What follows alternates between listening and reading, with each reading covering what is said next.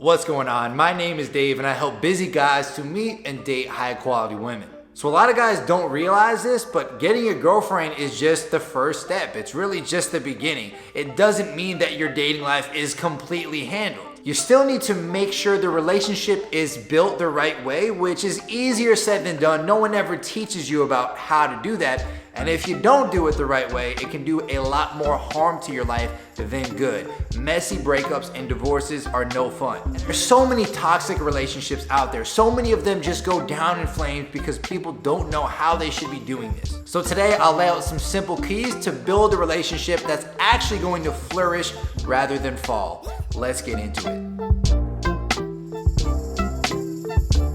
Overlooking red flags early on will cause a lot of issues later. I know this girl seems really cool. I know she seems awesome, but you can't overlook those red flags. If you do, you're gonna wind up pushing things forward with the wrong girls. So what should you do? What if you spot something that you feel is a red flag? Should you just walk away? Well, not quite yet, right? First, you wanna have a conversation about it. You want to address the situation. And if at that point nothing changes, then you need to be willing to walk away. I've dealt with girls who had bad attitudes. I've dealt with girls that had money issues and other things where I kind of turned a blind eye and was like, oh, but she's so hot, she's so cool. And then I regretted it later on. I do not want the same for you. Now, if you want help spotting and addressing these red flags, check the first link in the description. I just created an Instagram post to help you do just that. And by the way, I'm posting a lot more frequently on Instagram now, so definitely give me a follow if you haven't already. I'm giving daily dating tips and advice.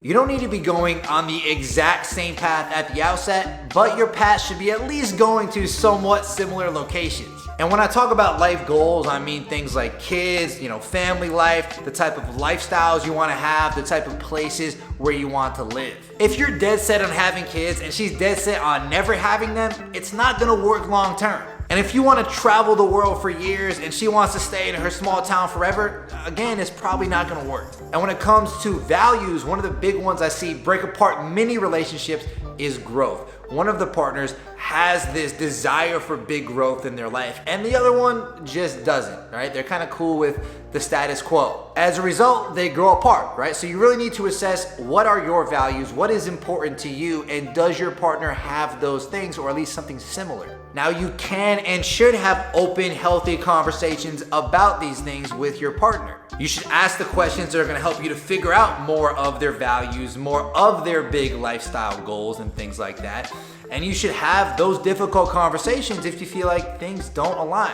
Most people avoid these conversations, they let things sort of simmer, and then down the road it doesn't work out and they're shocked, right? Avoid that by having these difficult conversations. And really, the more difficult conversations you have, the better off you're gonna be. And what makes it difficult is you need to be willing to walk away if some of these things don't match up the way you want them to. You're not gonna have compatibility and chemistry with everybody, or even with a lot of people, and that's okay. The whole point of this is to meet and attract the ones that you do and move on from the ones that you don't.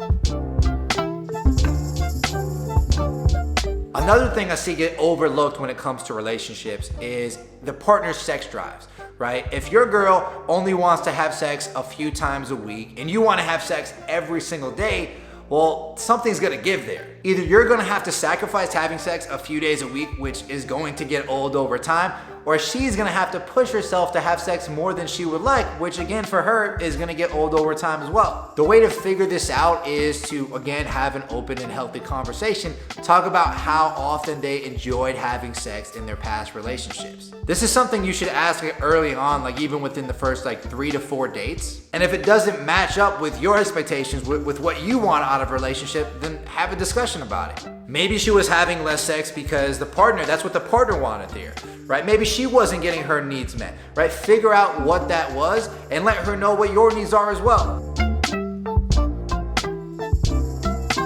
What does your partner need to feel loved? This is something that's super important to understand, and it brings up the 5 love languages. Now you might have heard of these before. It's quality time, words of affirmation, receiving gifts, physical touch, and also acts of service. Now their love language, whichever one of these that they are, is what they most need from you to feel loved. If you don't know their love language, you might think you're giving your partner what they need when you're actually coming up short and she's still feeling empty.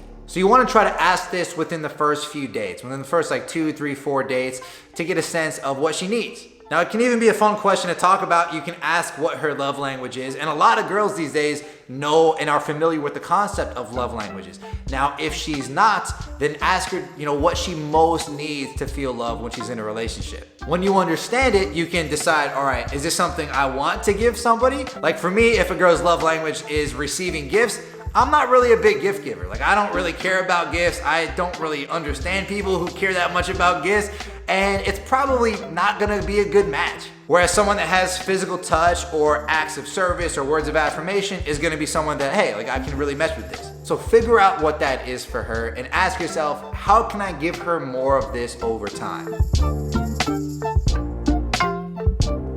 When it comes to pacing the relationship, the slow build is always better. A lot of people get super, head over heels with the person that they meet. They start hanging out with them 3 to 4 times a week off the jump, and it's just not a recipe for a successful, healthy relationship. What's a lot better is to start hanging out once a week and slowly get to know them and then decide, all right, do you like this person? Do you want to spend more time with them? And then if it is the case, if you are enjoying that time, then slowly escalate to hanging out, 2 times a week, then 2 to 3 times a week and beyond. Do this over a period of a few months and have more in-depth hangouts, maybe go on some trips together and just do some different types of fun things together. This way, it always feels like it's building and you can make an honest assessment of whether or not this person could be right for you rather than just rushing in because you had a couple of good first dates. This is all part of being intentional about the people you allow into your life and get close to.